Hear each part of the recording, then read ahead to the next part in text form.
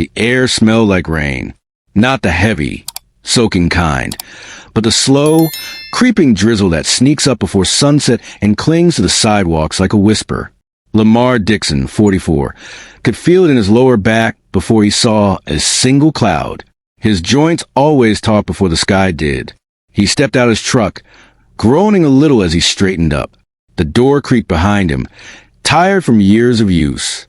The truck was old, dented, and reliable, kind of like Lamar.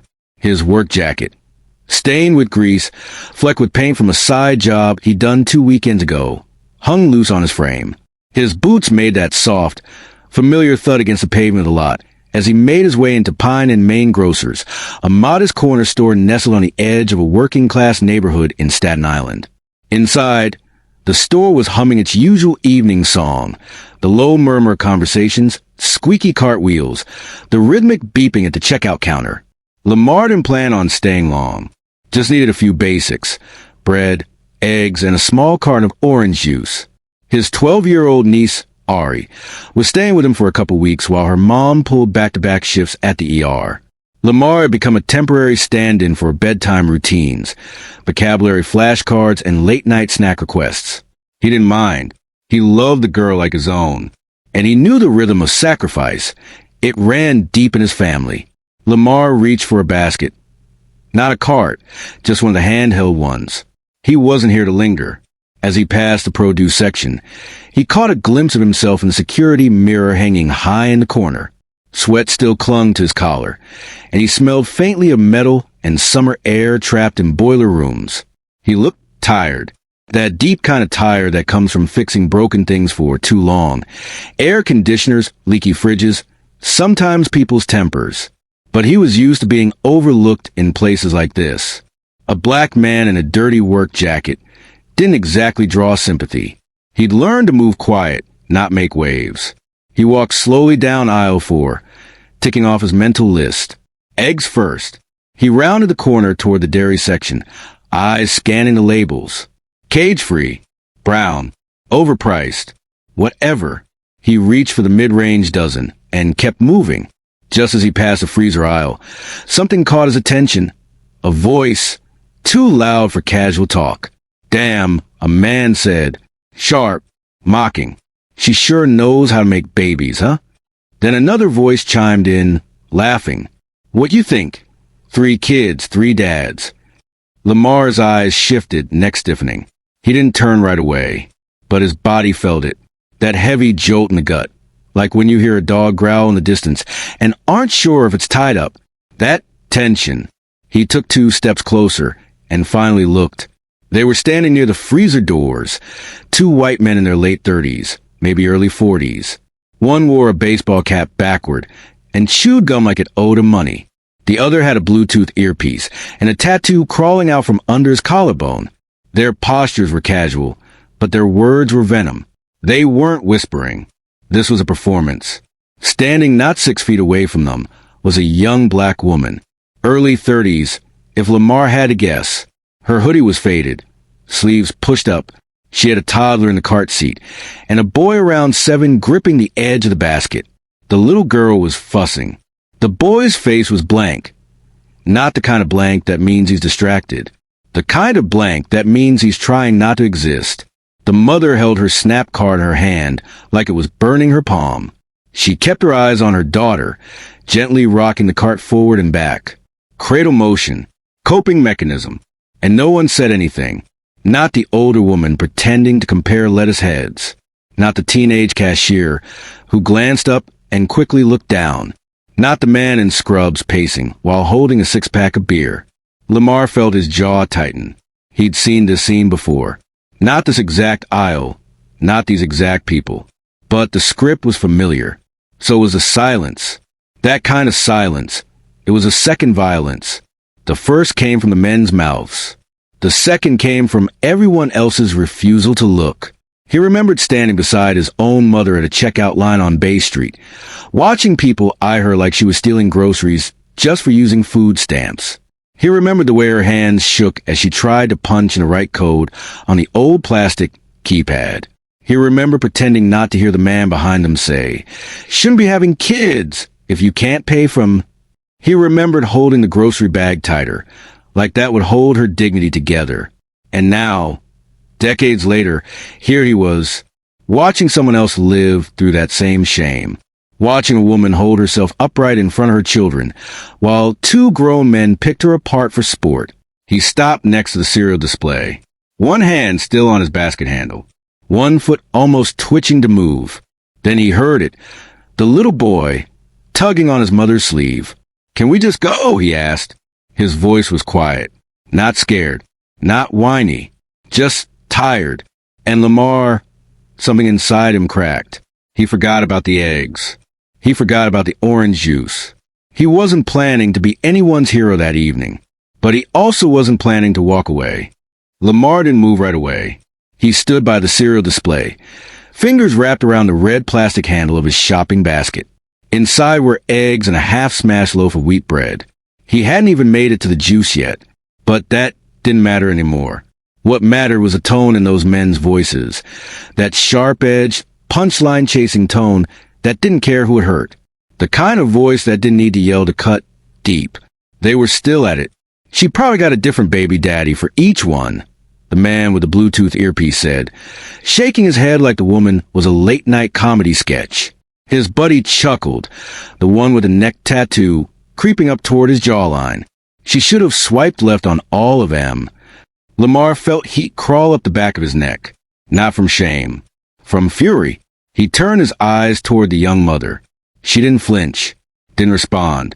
Her body was locked into a sort of maternal autopilot, one hand gently rocking the shopping cart, while the other clutched her EBT card, like it was a ticking bomb. Her son, still gripping the side of the cart, had pulled his hoodie up over his head, eyes locked on the linoleum floor. He looked like he wanted to disappear. The toddler had gone quiet too, sensing something was wrong. The woman didn't raise her voice, didn't snap back. She just whispered something into her son's ear, her lips barely moving, and Lamar noticed her hand tremble as she reached for her purse. It was the kind of stillness Lamar knew too well. It wasn't peace. It was survival. He scanned the aisle. People had definitely heard. A woman by the frozen pizzas was pretending to compare brands, but her body was stiff like a statue. A young man with headphones and had paused his cart mid-turn, but wouldn't make eye contact. Even the security mirror above seemed to be looking away. Lamar's chest rose and fell in a slow, controlled breath. He knew this store, had been here dozens of times. He even fixed a walk-in cooler in the back last summer, when it broke during a heat wave. But right now, this place felt alien. The laughter from the two men wasn't just cruel. It was strategic. They wanted to shame her in public.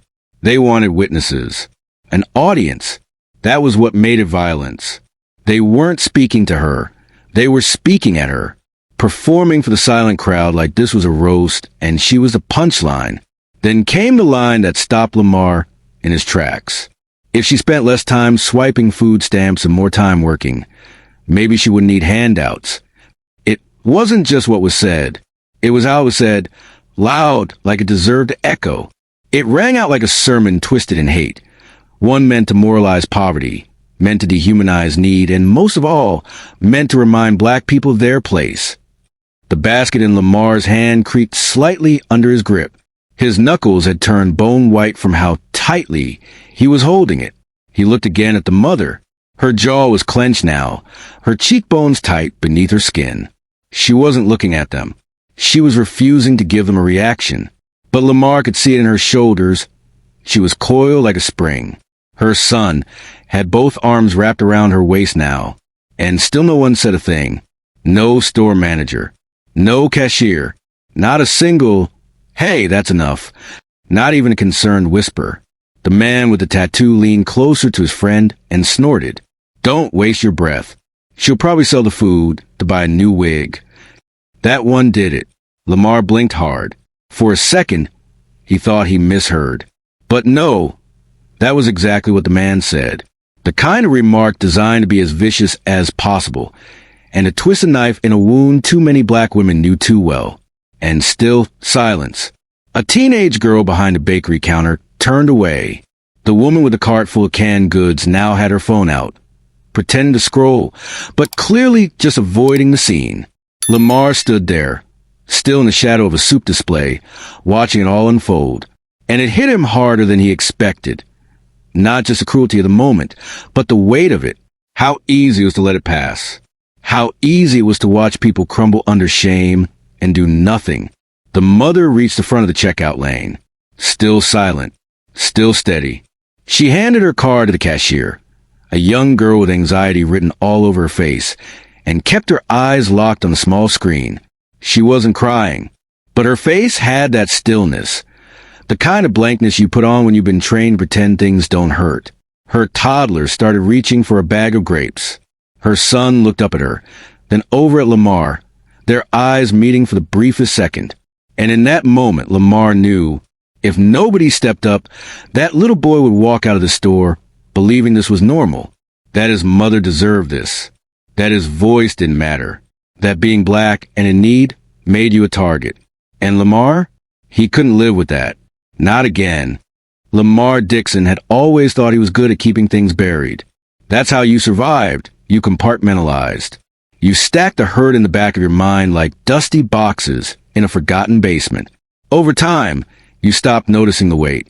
But right now, in aisle 7 of Pine and Main Grocers, those boxes burst open. It was the boy's eyes that did it, not the hecklers, not the gutless crowd pretending to read cereal boxes or scroll Instagram. It was that little boy, holding his mother's hip like it was the only steady thing in the world, who looked up at Lamar and asked with his silence, "Are you going to let them talk to her like that?" And Lamar, he saw himself, not metaphorically, not symbolically, literally saw himself, age 9, standing behind his own mother as she nervously punched numbers on a grocery store pin pad that kept rejecting her card. That memory came rushing in like a broken dam. It was hot that day. They were in a corner market off Bay Street. His mother wore a white blouse she ironed the night before, trying to look presentable, even though they were just picking up groceries. The line was long. People were sweating. And Lamar was hungry. When her card glitched, a man in a suit behind him sighed dramatically, muttering, "Jesus, this is why they shouldn't have kids they can't afford." Someone else chuckled. Lamar hadn't understood all the words, but he felt the shame radiate from his mother's body like heat off asphalt. She never turned around, never defended herself. She just kept pressing the same 4 digits, praying they'd work this time. Her hand shook so badly, she dropped the card once. She didn't cry, and she didn't talk about it later. All she said when they got home was, "Keep your head up and hold the bag, baby." And Lamar had.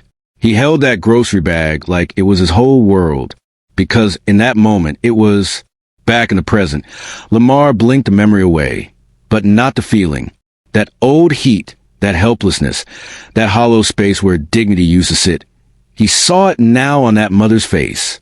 And just like that, something inside him moved. He took one step forward, not toward the men, not toward the mother, just forward. The kind of step your body makes before your brain even catches up. His heart started pounding, not in his chest, deeper than that, in his gut, in his bones. That familiar tension where you don't know if you're angry or ashamed, or both. He glanced around. Still no one moved. Not the cashier, not the manager, not the guy in line scrolling through DoorDash while pretending he wasn't part of the scene. The 2 hecklers kept talking, low now but smug, victorious. Their jokes had landed.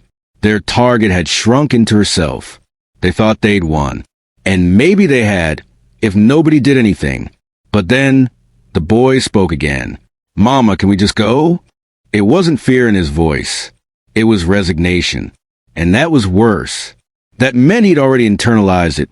The hierarchy, the rules, the idea that when people humiliate you for being poor or black or both, you just leave.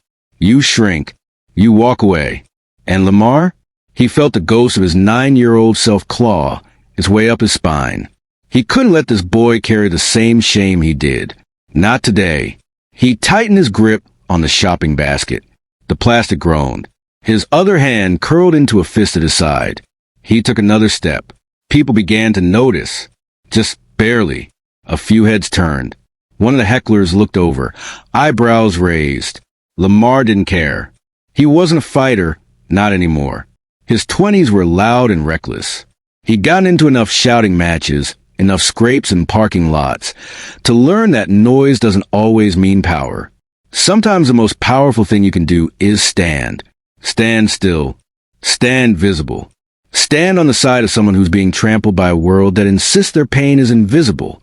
He didn't know exactly what he was going to say yet, but he knew he wasn't leaving without saying it. He locked eyes with the woman, Nia, he'd later learn, and gave her a look that said, "I see you." She didn't nod, didn't smile, but her eyes flicked toward him. Just once. That was enough. He'd been a ghost long enough. Tonight, Lamar Dixon, black man, grease-stained and bone-tired, was going to be seen. The silence wasn't just uncomfortable now. It was complicit. Every beep of a barcode scanner felt like a metronome for cowardice. Every crinkle of a plastic bag being packed echoed louder than any voice. The air inside Pine and Main Grocers had grown thick with it. The pressure of a moment daring someone to do something. And Lamar Dixon, tired, greasy, invisible Lamar, finally exhaled and stepped fully into the aisle. He didn't raise his voice. He didn't ball his fists. He just showed up and let his presence do the talking first. The two men noticed him now, not just as another body in the store, not as a guy in the dirty HVAC jacket picking up eggs. They noticed him as something else. A question. A disruption. "You good, bro?" One of them called out, the one with the Bluetooth earpiece and the smug confidence of someone who thought they were untouchable. Lamar didn't respond. Not yet. He stopped 2 feet away from the mother and her kids. Still didn't say a word. Still just breathing. But the kind of breathing that lets people know something has shifted. And then it happened. The next jab. Louder. Sharper. Directed not just at her, but now at Lamar too. "What?" She called her boyfriend in the middle of the checkout line. Man looks like he came straight from fixing her AIC. The man with the tattoo snorted. Lamar felt his fingers curl around the basket again. Not to throw it, but to anchor himself. This wasn't just cruelty anymore. This was a show. And now, Lamar had been dragged on stage and given a choice. Say nothing and let it keep going. Or say something and let the silence finally crack. He took one breath. And then he said quietly, but with full gravity, "That how y'all talk to women? Or just when you think nobody's going to say something back?" The words hung there. The man with the Bluetooth chuckled at first, but the smirk didn't reach his eyes. The one with the tattoo raised an eyebrow. Lamar's voice wasn't loud, but it didn't need to be. It was clean, measured, heavy. The mother, Nia, though Lamar still didn't know her name yet, paused in her motions. Her hand hovered over the last item in her cart. Her eyes didn't move, but her body relaxed just a hair. Someone had broken the spell. "You a man or something?" the tattooed one asked, leaning slightly forward, puffing himself up like this was a bar, and Lamar had stepped into the wrong booth. Lamar didn't blink. "Nah." He shifted the basket to his left hand, freeing his right hand, and added, "Just a man who knows the difference between a joke and bullying." That landed. Even the girl at register turned her head slightly now, pretending to fix a receipt roll, but clearly listening. The Bluetooth guy opened his mouth, but nothing came out. He was searching for a comeback, some slick retort that would win the moment back. But the room was already tilting. Lamar took another step. Still not threatening. Still calm. But close enough now that his voice didn't have to travel far to carry weight. "You see a mother with her kids, mending her business, trying to pay for groceries. And your first instinct is to play comedian?" The two men stared at him. The crowd? Still silent. But watching. Phones weren't out. No one was filming. But Lamar could feel it. The atmosphere shifting. Like people were finally waking up inside their own skins. The mother's son, the one who had whispered, "Can we just go?" looked up at Lamar now. His eyes weren't confused anymore. Just wide. Still afraid. But less alone. The Bluetooth man scoffed. "Man, mind your business." Lamar didn't back off. He looked him straight in the eye and said, This is my business. Anytime I see a grown man picking on a woman in front of her children like it's a sport, that's my business. That's when it shifted. Not dramatically, not explosively, but like a tide pulling away from the shore. The two men blinked. Their mouths twitched, and for the first time, they had nothing to say. It didn't matter if they walked off or stayed, because now, the moment belonged to Lamar. And more importantly, it no longer belonged to them. The Bluetooth guy blinked like he didn't know whether to laugh or be offended. The tattooed one leaned back against a freezer door, arms crossed now, trying to wear indifference like armor, but the edge in his posture betrayed him. He was watching Lamar too closely, waiting, gauging. You seriously getting involved over this? The words were casual, tossed like a half-inflated football, meant to deflate the moment, bring things back under control. But Lamar had no intention of backing down. He didn't move closer. He didn't escalate. He just let the silence stretch long enough to get heavy. Then he spoke, slow, clear, measured. Let me ask you something. Both men looked at him, arms tensing ever so slightly. Do you talk to every woman like that? Or just the ones you think nobody's going to stand up for? That landed harder than anything else so far, because it didn't sound like a challenge. It sounded like a truth. The tattooed guy shifted his weight. His smirk faltered, and that's when Lamar said it. Y'all didn't expect a black man to say something, did you? He said it plainly, without bitterness, without heat, but with a kind of grounded, irrefutable energy that made it stick. And for the first time, the entire store truly paused. A woman near the end of the aisle stopped pretending to check yogurt labels. A dad holding a toddler shifted his stance slightly, eyes flicking back and forth. The cashier furthest from them, register 6, took her hand off the scanner and just watched. Lamar wasn't just defending someone now. He was naming the game. This wasn't about jokes. It was about who gets targeted and who gets expected to stay quiet. You see a black woman at the register, and you think that makes her easy. You think a mom using a food card gives you permission to perform, to turn her into a punchline. His voice wasn't shaking. It was stable, heavy, like brick, but you picked the wrong day, and the wrong store. The Bluetooth man tried again, searching for his footing. Look, it's not that deep, man. We were just playing. Nobody got hurt. Lamar looked at him like that answer was thinner than tissue paper. Humiliating a mother in front of her children, while she's just trying to feed them. And you think that's playing? There was no shout, no threat, just the tone of a man who's lived through too many moments where silence was chosen instead of courage. Nia, still quiet, slowly reached into her reusable grocery bag and packed the last item. Her hands weren't shaking anymore, not because the moment was over, but because someone had absorbed the worst part for her. Lamar could feel his pulse in his fingertips now, but he stayed focused. You know what that little boy just asked his mama? He added, not even looking at them now, but at the floor like the memory had just cut its way into his chest. He asked if they could leave, not because she was done, not because she forgot something, but because a couple grown-ass men decided she shouldn't be allowed to exist here in peace. And y'all laughed, like that was normal. He looked up now and didn't blink. So yeah, I said something. Because if I don't, that boy walks out of the store believing silence is how a man handles injustice. And then, finally, the most powerful pause of all. Lamar stepped back, not in retreat, but like he was making room for others, for truth. And in that moment, his voice, the voice of a black man who had once stood silent behind his mother, became the loudest, most undeniable sound in the building. No shouts, no swinging fists, just presence and truth. And for the first time in a very long time, everyone heard it. The Bluetooth man folded his arms. He looked at Lamar like he was sizing him up, but his expression wasn't confident anymore. It was searching. Like he was trying to figure out how this man in a grease-stained jacket, who looked like he just came from a crawl space under someone's house, had suddenly become the center of gravity in the room. The tattooed one, still leaning against a freezer door, let out a dry laugh. You got all that from a couple jokes, huh? Damn. Man's acting like he Martin Luther King or something.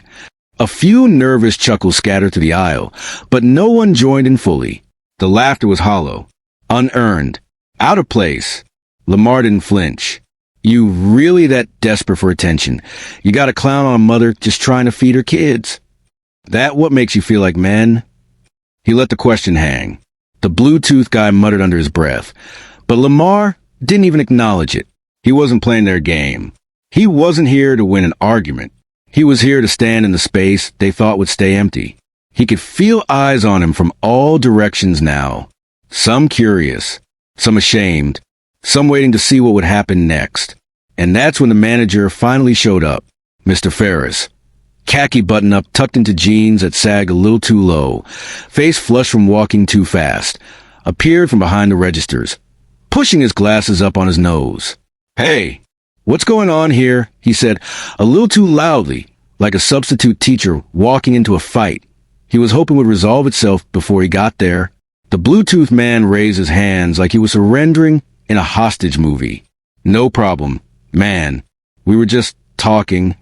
"Yeah," the tattoo guy added. "Just words." Nobody touched her or anything. Lamar turned toward Ferris now, eyes level. "You call that talking?" Mr. Ferris shifted his weight uncomfortably. He looked from Lamar to the two men, then to the woman still quietly packing her groceries. His mouth opened, then closed, then opened again. "Look," he finally said, "I just don't want a scene, all right? People are trying to shop."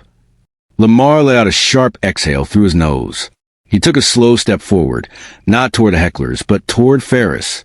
Not aggressive, but purposeful. "So you'd rather let these two harass a mother in front of her kids than deal with the discomfort of stopping it?" The manager winced like he'd been slapped. But Lamar didn't raise his voice, didn't point. He just stood there, forcing the weight of the moment onto the man who was supposed to keep this place safe. And for the first time, Ferris looked unsure which side he was supposed to land on. A woman a few feet away nodded, arms crossed tight over her chest. "He's right," she murmured. An older man in camo, who'd been pretending to browse the frozen dinners, finally spoke. "Ain't no need to talk to a lady like that, especially not in front of her babies." The tide was turning. Lamar felt it. So did the hecklers. The Bluetooth guy cleared his throat and took a small step back. "We didn't mean nothing by it. Just messing around. Ain't that serious." Lamar looked at him now. For the first time, fully. No glare. No sneer, just disappointed. If humiliating a woman trying to feed her children is your idea of fun, then maybe it's time you looked in the mirror and asked yourself what kind of man you really are. No yelling, no threats, just truth, delivered from a place deeper than anger. The tattooed guy grunted something under his breath and pushed off the freezer door. His friend followed him. Neither made eye contact as they slipped away toward the back of the store. Mr. Ferris didn't stop them. And Lamar?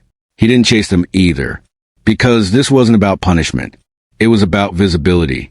About making sure Nia and her children, and everyone watching, knew that someone showed up. That a black man didn't look away. That he didn't accept the script handed to him. The one where he's supposed to either lash out or stay silent.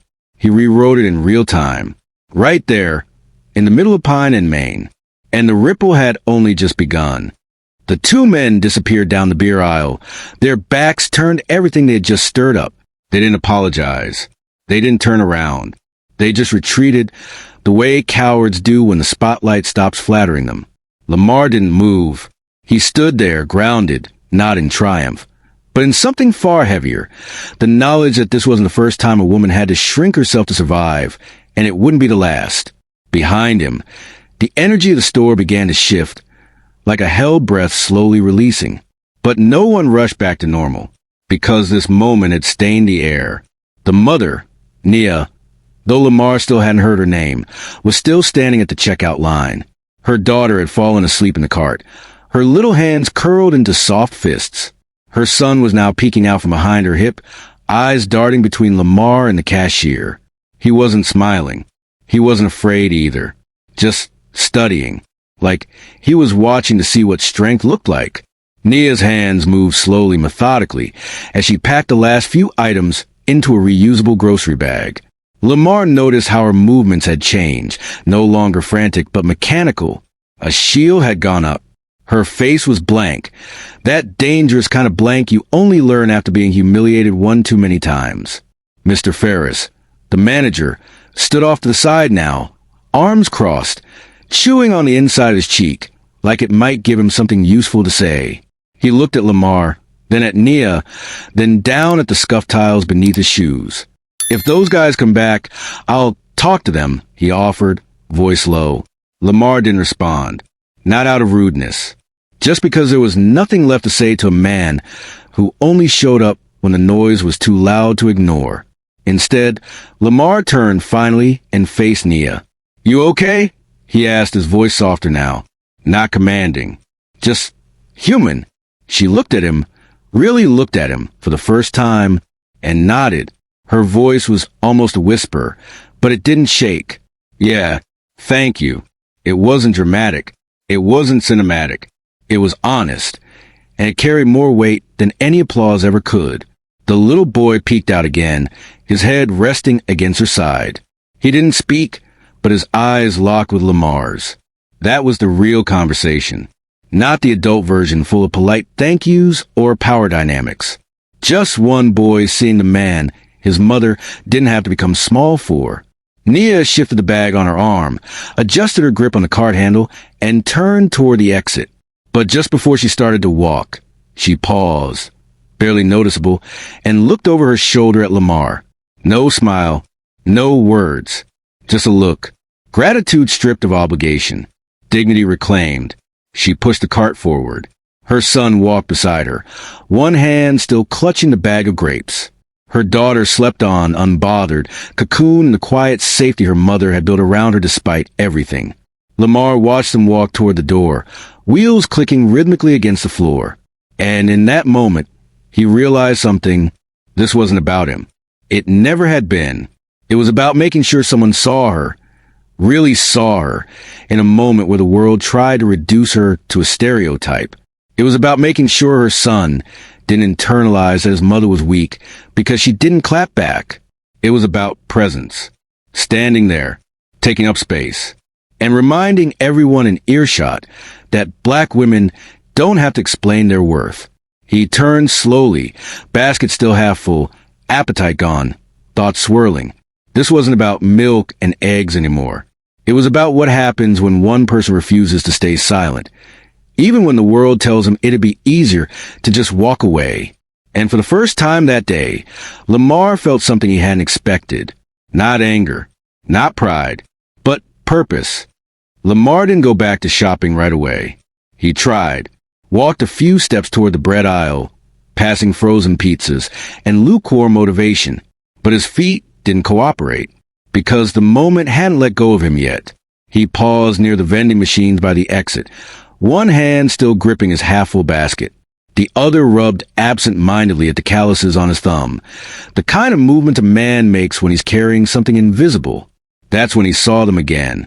Nia and her kids were by the bench near the front window, just outside the main entrance. The toddler, fast asleep in the cart, had her head resting on her big brother's lap. He sat still, one arm protectively around her, like he understood more about the world than any child his age should. Nia was digging through her purse, probably looking for quarters for the vending machine. Her back was turned slightly, her hair pulled into a messy bun that revealed the fatigue in her posture. Lamar almost kept walking. Almost. But something about the way her son sat, too still, too alert, stopped him. He approached slowly, careful not to startle them. "You got enough of the machine?" he asked, voice casual. Nia turned quickly, startled for a second, then relaxed when she saw him. "Oh, I was just checking if I had any change." Told him he could get a snack if he waited quietly. She gave a tired smile, the kind that didn't reach all the way to her eyes. Lamar reached into his pocket and pulled out a few wrinkled bills. "Let me help." Nia hesitated. Her shoulders stiffened, a familiar reflex for anyone used to being offered help with strings attached. "I didn't ask." "I know," Lamar said gently, cutting her off before pride could arm her up. "You didn't. I'm offering." He held out the bills, not in a showy way, Just open-handed. Respectful. She looked at them, then at him. The tension in her spine softened slightly, and she nodded, not out of surrender, out of choice. Her son picked a small pack of cookies and a juice from the vending machine. Lamar fed him the money, and the machine clunked noisily, delivering its prize like it had something to prove. The boy took his snack, sat back down, and slowly opened the wrapper, careful not to wake his sister. Then, without warning, he looked up at Lamar and asked, "Are you my mom's bodyguard?" The question hit harder than any insult those men had tossed around earlier, because it was pure, innocent, and entirely sincere. Nia's eyes widened. "Baby, don't say that." But Lamar chuckled softly, not mocking, just caught off guard. He crouched down to eye level with the boy and shook his head. "No," he said, "I'm not your mom's bodyguard. But I saw something that wasn't right. And sometimes when you see something wrong, it's your job to say something." The boy chewed slowly, thinking, "Even if it's not your mom?" Lamar paused. That question settled deep in his chest. He looked the kid square in the eyes. "Especially if it's not your mom." Nia exhaled, her gaze lowering slightly. She'd been holding up the weight of the world for far too long, and here was this man, not swooping in to save her, not trying to be a hero, just showing up with decency, with calm, with humanity. She reached out and took her daughter into her arms, lifting her gently from the cart. The toddler stirred but didn't wake. "What's your name?" she asked. "Lamar," he replied. She extended her hand. "Nia Carmichael." They shook hands like equals, like people who had walked through enough storms to recognize each other without needing words. "You didn't have to say anything back there," Nia said. "I know," Lamar replied, "but I didn't want your son thinking that silence was normal." That made her go still. She looked over at her boy, who was licking cookie crumbs from his fingers, eyes flicking between them. "I hope he remembers your face," she said. Lamar didn't answer right away. He didn't know what to say to that.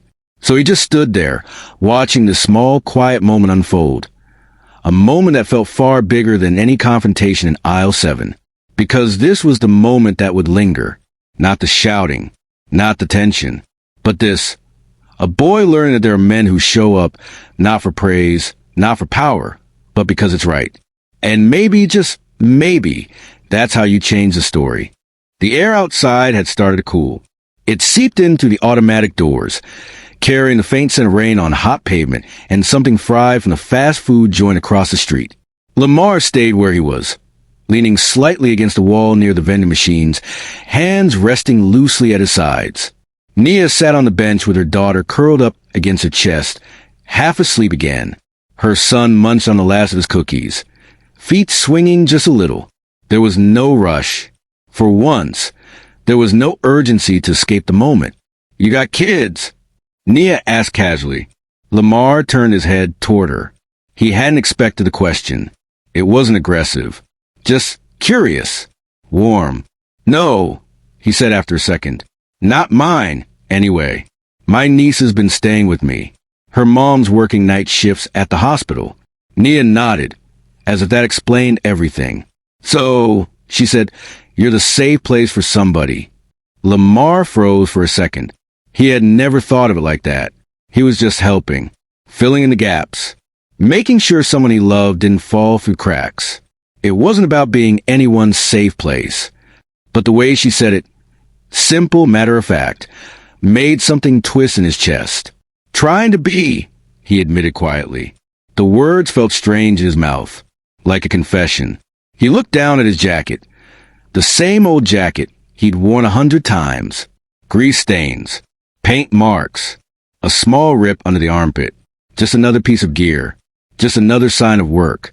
But to that kid, sitting on the bench eating cookies, to him, Lamar had looked like a bodyguard, a protector, a symbol of something strong that didn't yell to be heard. And that's when the memory hit. Not a loud, dramatic flashback. Just a quiet film reel in the back of his mind. Black and white. Slightly out of focus. He was 10 years old. Hot summer afternoon. His mother had just gotten off a shift at the laundromat, and they were stopping by a little corner store just outside Port Allen. Lamar remembered how her feet looked in her old shoes. Cracked soles, fabric starting to split. She still walked tall, though. Always did. She had enough on her EBT card for sandwich stuff, cereal, and a few frozen meals. Lamar had picked out a small pack of cookies, similar to the one he'd just bought for the boy outside Pine in Maine. At the register, the card glitched. The cashier, some wiry man with slick back hair and a goatee too sharp to trust, barked, "Step aside, lady. Can't pay, can't stay." Someone behind them sighed. Loud. Another voice laughed. Lamar remembered how his mom's hand trembled as she tried again.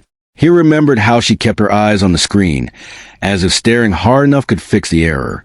And then a man stepped forward. Didn't say a word. Just reached into his wallet, pulled out a 20, and slid it across the counter. He was wearing a gray work shirt, boots caked in dried mud, and a look on his face that said, "Just ring it up." Lamar's mom said, "Thank you" 3 times. The man nodded once. "It's all right." Then he walked out. No speech. No spotlight. No teaching moment. Just a man who decided she didn't deserve to feel small. Back in the present, Lamar blinked hard, as if the image had left a trace of dust in his eyes. He looked at Nia, then her kids, then himself.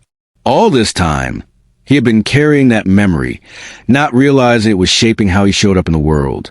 "When I was about your son's age," he said slowly, voice softer now, "I stood in a store with my mama. Card didn't work. People laughed. She didn't cry, just kept trying." Nia turned toward him, listening without interrupting. Some guy, construction worker, I think, stepped up, quiet, paid for everything, then walked off like it was nothing. He exhaled. "I never forgot that." He paused again, eyes drifting toward her son, now leaning against her side. "And I guess today I became that guy, without even thinking about it." Nia didn't say anything for a moment. Then she smiled, not forced, not polite. Just real. "Well, for what it's worth, you did good." Lamar nodded. He didn't say thank you. Didn't need to, because this wasn't about praise. This was about completing a circle he didn't know was still open, about realizing that sometimes the strongest thing a black man can do in this world, especially a world that constantly tries to define him by fear or failure, is to stand still, be visible, and say, "You're not alone." The rain had finally started outside. Just a light drizzle. Barely enough to wet the sidewalk, but enough to cool the air and make the glass on the store's front windows streak softly. The glow from inside Pine and Main Grocer spilled onto the pavement in blurred reflections. Lamar was just about to say his goodbyes, to leave Nia and her kids to their evening, when the automatic doors hissed open again, and they walked back in. The 2 men, same baseball cap, same Bluetooth, same neck tattoo that crawled like a shadow along the guy's jawline. They moved quickly, not like men who had just been embarrassed, but like they were pretending they hadn't. Like they were hoping to rewind the clock and erase what had just happened. Lamar's body tensed immediately. So did Nia's. She instinctively pulled her daughter closer and straightened her back. Her son shifted on the bench and leaned slightly behind her leg, eyes wide again. The men didn't speak. They didn't even glance toward the bench by the vending machines. They didn't dare. They walked straight past, toward the back of the store, where the refrigerated beer section waited. Probably forgot something. Maybe they needed to save face by finishing their shopping trip. But they said nothing. No muttered jokes. No smart-ass glances. No eye contact. They kept their gaze low and forward, like men who had been disarmed not by force, but by truth. Lamar didn't follow. He didn't need to. He just stood where he was, arms crossed lightly, watching them with the calm of someone who knew exactly what kind of men they were, and how small they really felt now. Nia let out a slow breath. It was deep, full, like she hadn't really breathed since before they walked back in. "I thought they were going to try something," she said quietly, eyes still on the back of the store. Lamar didn't look away. "They won't," he said. "Not tonight." And he meant it, because something had shifted in that store earlier, something invisible but real. The Bullies had walked into Pine and Main thinking they could control the room, control the narrative. make themselves feel big by making someone else feel small. But when a man stood up, a black man in a stained work jacket, not asking for applause or backup, the entire room had tilted. The air had changed. And now they knew it. Across the way, the teenage cashier from earlier was pushing a small cart of go-backs toward Register 3. Lamar noticed her now. Same girl who had kept her head down when things first kicked off. As she passed, she slowed slightly, just enough to glance toward him. "I saw what you did," she said, barely louder than a whisper. Lamar turned to her. His expression softened. "Yeah." She nodded, shy. Her eyes flicked to Nia and her kids, then back to him. "I wish I'd said something too." Lamar nodded once. Calm, encouraging. "Next time you will." The girl gave a tiny, almost embarrassed smile and kept moving, the wheels of her cart squeaking under the weight of awkwardness and growth. Nia looked down at her son. He was quiet again, but something in his posture had changed. Less curled in, less uncertain. He still clutched the crinkled cookie wrapper in one hand, like it meant more than it should. She reached out and gently brushed a crumb off his cheek. "Come on, baby," she said softly. He stood, holding her hand without letting go of the wrapper. They began walking toward the exit. Her daughter stirred slightly in her arms, blinking up with a half-sleepy look only toddlers get, where the world feels safe because mom is still holding you. Before they reached the doors, Nia turned back. Just once. Her eyes met Lamar's for a single moment. She didn't say thank you. She didn't say goodbye. She didn't need to, because what passed between them wasn't about politeness. It was about understanding, about what it meant to show up for someone when nobody else would. She nodded once. Not high, not low, just enough. Then she walked out into the rain. And Lamar stayed behind, standing in that strange space between tension and peace, between confrontation and clarity. No more threats. No more shouting. Just the sound of rain tapping gently against a window, and the memory of what choosing to speak up can do to a room full of silence. The automatic door slid shut behind Nia and her children. For a moment, all Lamar could do was stand there, hands in his pockets, heart finally beginning to slow. The adrenaline that had carried him through the confrontation, through the awkward stares and half-hearted justifications, had faded, and in its place was something quieter, heavier. He looked down at his basket, warm eggs, half-crushed bread, and nothing else. He had never made it to the juice. But he didn't care. The list didn't seem important anymore. The girl at the register gave him a quick glance and a half-smile, that small kind of acknowledgement people give when they know you've done something good, but aren't sure how to say it out loud. He nodded politely, then turned toward the exit. But before he could step out into the drizzle, a voice called from behind him. "Lamar." He turned. Nia stood just outside the door beneath the awning, her daughter asleep again on her shoulder, the little boy now holding her hand. Rain misted the air around them like a soft curtain. "I almost didn't say anything," she said. "Didn't want to make it worse." Lamar nodded. He understood that logic all too well. It's what most people did, what he had done for years. Survive the moment. Swallow it down. Keep moving. "You didn't have to talk like that," she added. "You weren't angry. You didn't try to fight them." Lamar stepped closer, hands still tucked into his jacket. "I've fought before," he said. "Didn't change much. Talking did today." Nia tilted her head slightly, searching his face like she was looking for something. Then she said the words that made his chest tighten. "You were someone's safe place today." Lamar blinked. "Of all the things you could have said, thank you, you saved me. I appreciate you." She chose the one sentence that dug straight into his core. "You were someone's safe place today. Not a hero, not a fighter, not a rescuer. A safe place." It took him a second to find his voice. "I didn't do it for praise," he said finally. "I know," she replied. "That's what makes it matter." They stood there, under that flickering store awning, in the soft gray hush of the light rain. Just two people who had both carried too much alone for too long, now sharing a rare kind of pause.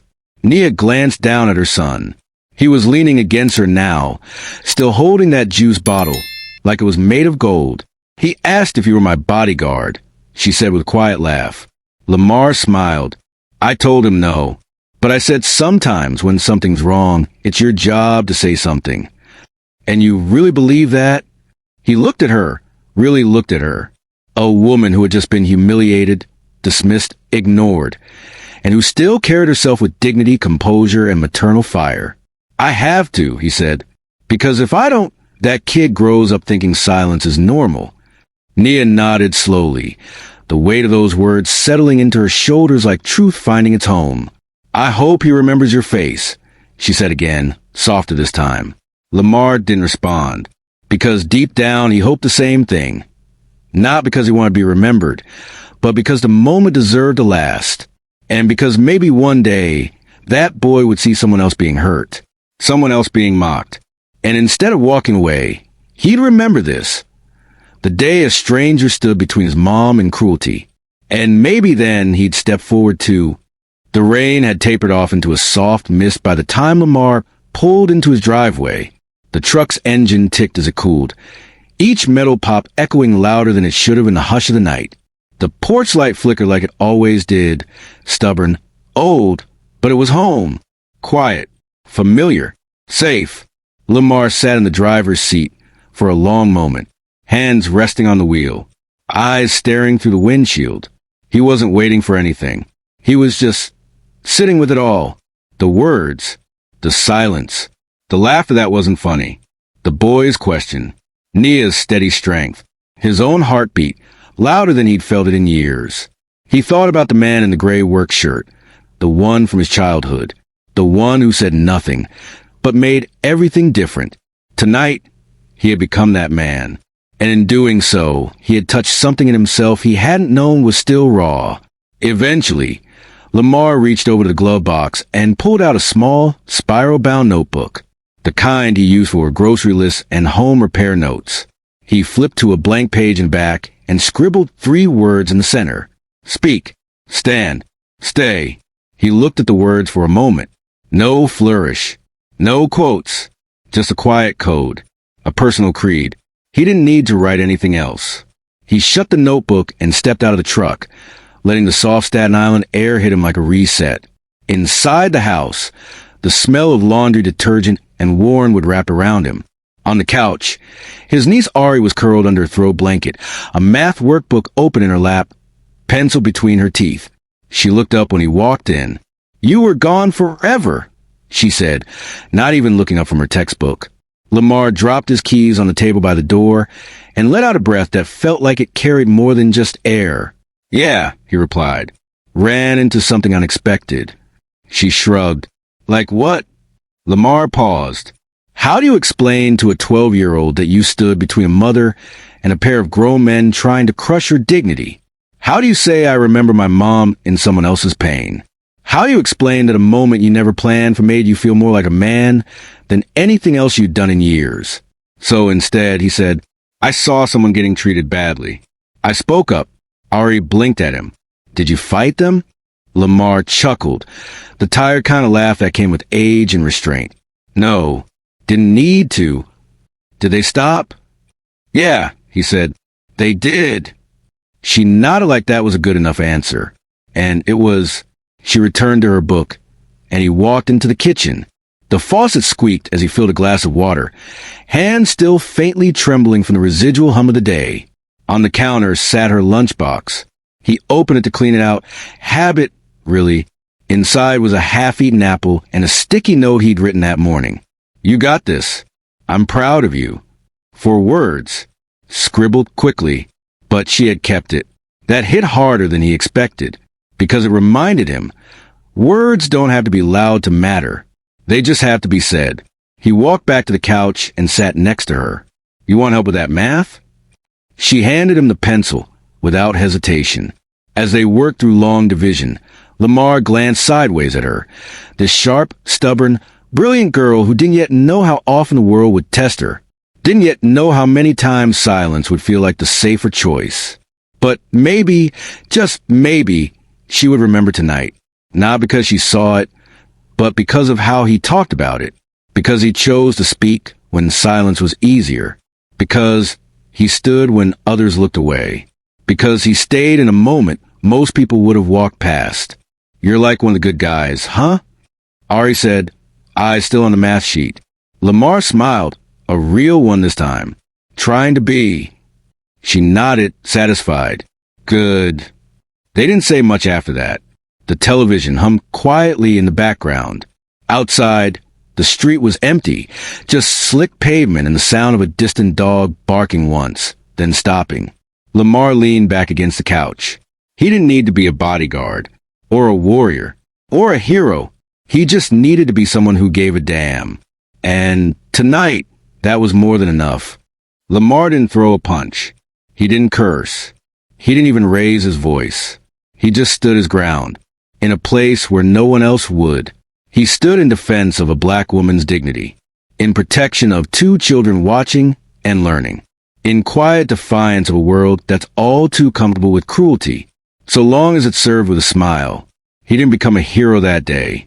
He became something far more rare, a man who chose decency when it cost him nothing, so a mother wouldn't have to carry her pain alone. And maybe that's what real power looks like. Not viral, not loud, not trending, but present, calm, unshakably human. So if the story made you pause, even just for a second, like the video, because stories like this deserve to be seen. Share it, because silence grows stronger when we let it. Subscribe for more real stories that remind us how everyday courage can rewrite what kids believe about strength, safety, and love. Because someone, somewhere, is watching and wondering if the world will ever stand up for people like them. Let this be proof. One voice is enough. Speak, stand, stay, so that silence never wins again.